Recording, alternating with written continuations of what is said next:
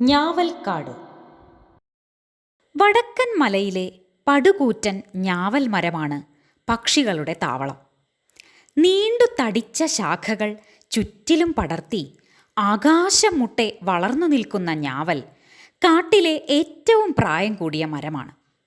വലിപ്പത്തിൻ്റെ കാര്യത്തിലും ഞാവലാണ് ഒന്നാമൻ. ആ പ്രദേശം മുഴുവൻ ഞാവൽക്കാടെന്ന പേരിലാണ് അറിയപ്പെടുന്നത്. ഞാവൽ മരത്തിൽ നിന്ന് എപ്പോഴും കിളികളുടെ കലപില ശബ്ദം കേൾക്കാം.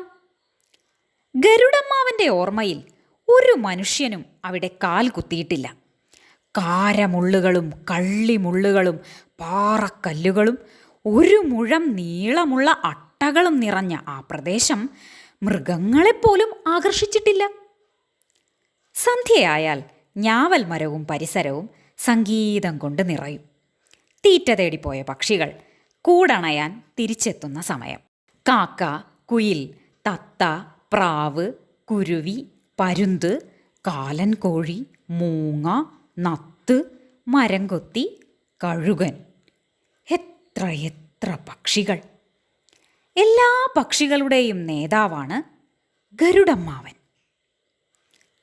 പക്ഷികളുടെ ഇടയിലുള്ള ചില്ലറ കലഹങ്ങൾ ഗരുഡമ്മാവനാണ് പറഞ്ഞു തീർക്കുന്നത്. അദ്ദേഹത്തിൻ്റെ കൽപ്പന അനുസരിക്കാത്തവന് ഞാവൽ മരത്തിൽ സ്ഥാനമില്ല.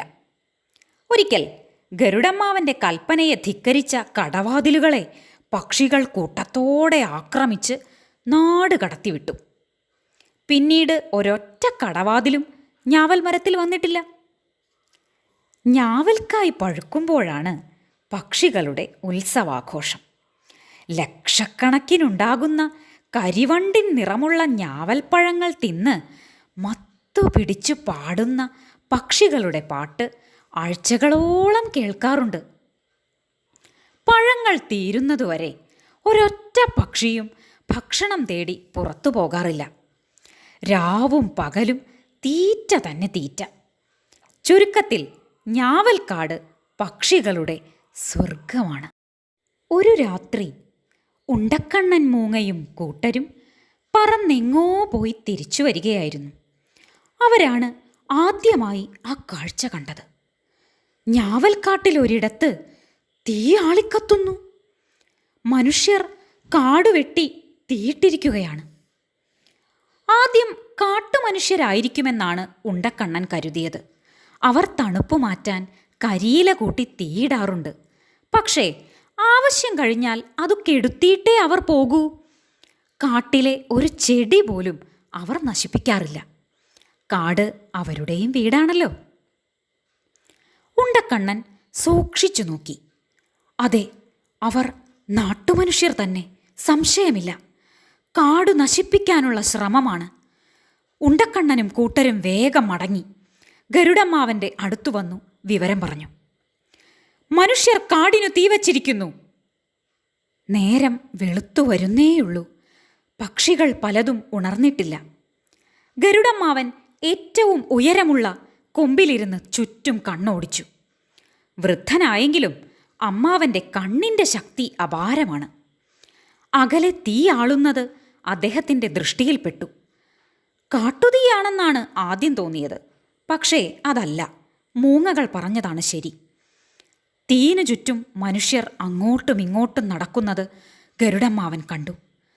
നിമിഷനേരം കൊണ്ട് മുതിർന്ന പക്ഷികളുടെ സഭ വിളിച്ചുകൂട്ടി. ഗരുഡമ്മാവൻ എല്ലാവരോടുമായി പറഞ്ഞു, വലിയൊരപകടം നമ്മെ പിടികൂടിയിരിക്കുന്നു. മനുഷ്യർ ഞാവൽക്കാട്ടിന് തീ വച്ചിരിക്കുകയാണ്. വാർത്ത കേട്ട് പല പക്ഷികളും വാവിട്ട് കരഞ്ഞു. മുട്ടകളും കുഞ്ഞുങ്ങളുമുള്ള അമ്മമാരാണ് ഏറെ പരിഭ്രമിച്ചത്. ഞാവൽക്കാട് വിട്ടുപോകുന്ന കാര്യം ആർക്കും ഇഷ്ടമല്ല. പക്ഷികളുടെ പരിഭ്രമവും കരച്ചിലും കണ്ടപ്പോൾ ഗരുഡമ്മാവനും സങ്കടമായി. അവരെ സമാശ്വസിപ്പിച്ചുകൊണ്ട് അദ്ദേഹം പറഞ്ഞു, അത്ര പെട്ടെന്നൊന്നും തീയോ മനുഷ്യനോ നമ്മുടെ താവളത്തിലെത്തില്ല. നമുക്ക് സാവധാനം എന്തെങ്കിലും ഉപായം ആലോചിക്കാം. പക്ഷികൾ അവരുടെ കൂടുകളിലേക്ക് മടങ്ങി.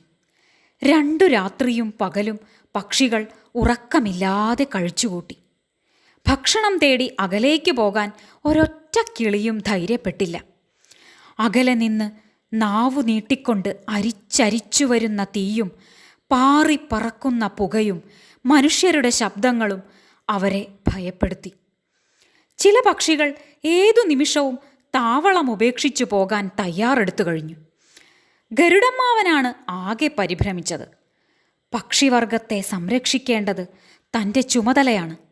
4-5 ദിവസം കൂടി കഴിഞ്ഞാൽ തീ ഇങ്ങെത്താനാണ് സാധ്യത.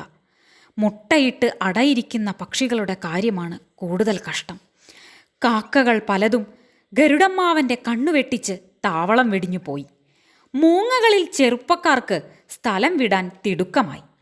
ഉണ്ടക്കണ്ണൻ മൂങ്ങ അവരെ സമാധാനിപ്പിച്ചു. ഗരുഡമ്മാവനാണ് നമ്മുടെ നേതാവ്. അദ്ദേഹം പറയുന്നത് അനുസരിക്കുന്നതാണ് ഭംഗി.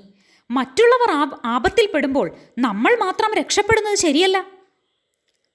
അർദ്ധരാത്രി സമയം.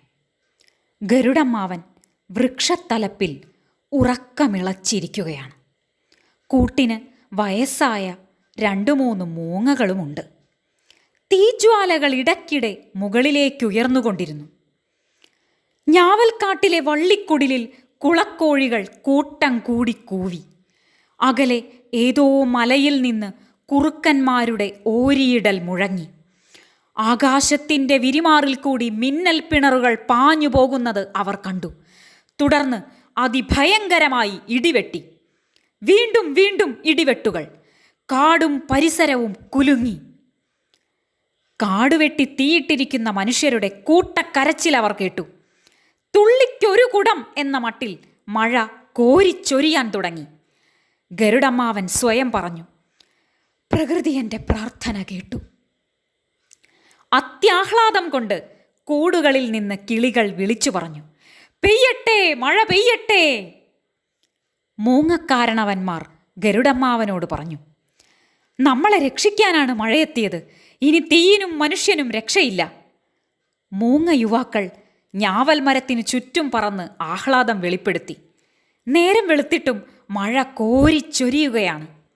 ഗരുഡമ്മാവൻ പറന്ന് വട്ടം ചുറ്റി തിരിച്ചു വന്നു.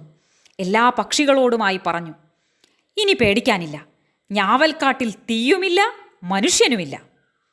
അന്ന് പക്ഷികൾ സമാധാനത്തോടുകൂടി ഭക്ഷണം തേടി പുറത്തിറങ്ങി.